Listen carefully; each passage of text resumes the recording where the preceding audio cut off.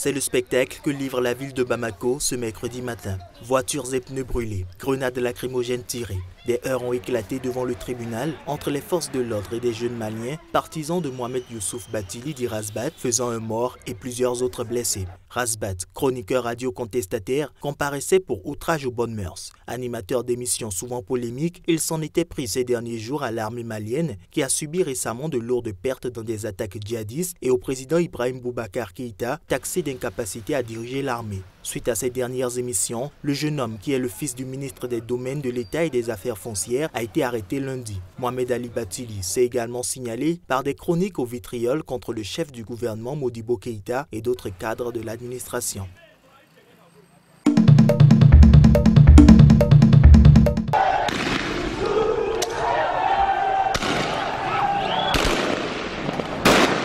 Un protestataire a été tué par balle mercredi 17 août lors des heurts avec les forces de l'ordre au cours d'une manifestation antigouvernementale à Beni, dans l'est de la République démocratique du Congo. Le président de la société civile de Beni, Gilbert Kambale, a confirmé qu'un jeune homme a été tué par un policier près de la rivière de Kilokwa. Selon le docteur Jérémy Mihendo de l'hôpital de Beni, cette personne a été tuée par une balle qui est entrée par le dos sans sortir de son corps. 5 autres personnes blessées, dont 3 par balle, ont été admises pour des soins. Un témoin de la scène soutient qu'un policier a tiré à bout portant sur un jeune habillé en jeans parce qu'il paraissait le plus actif lors de la manifestation. Plusieurs centaines de personnes manifestaient pour dénoncer l'inaction des autorités contre les violences qui touchent la région depuis 2 ans. Le territoire de Beni et ses environs sont en proie à une série de massacres, principalement à l'arme blanche, ayant causé la mort de plus de 650 personnes depuis octobre 2014.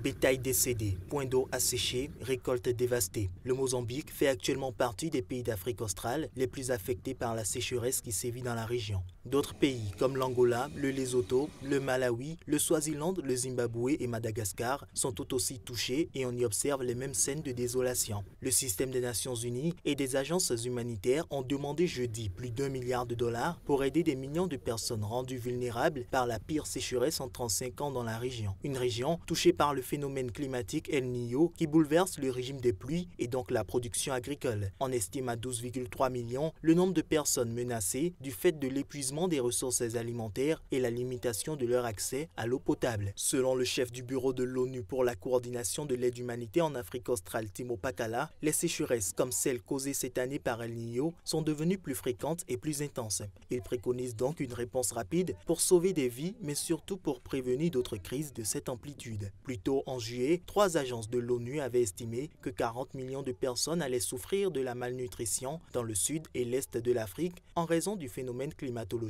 El Niño.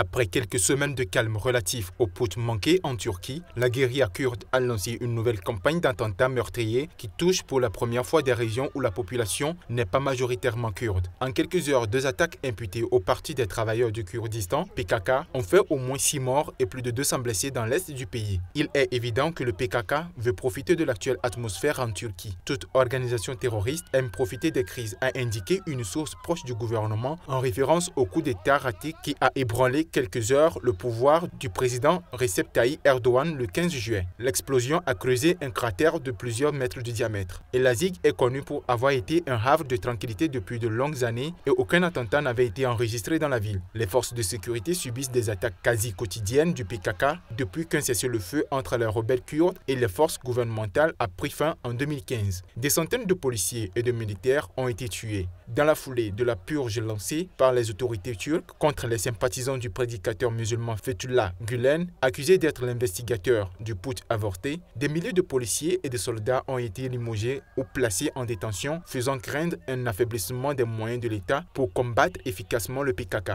Mais le ministre de la Défense a assuré à l'agence de presse pro-gouvernementale Anadolu que depuis le 15 juin, la République turque est encore plus forte et allait réussir à éradiquer tôt ou tard le PKK.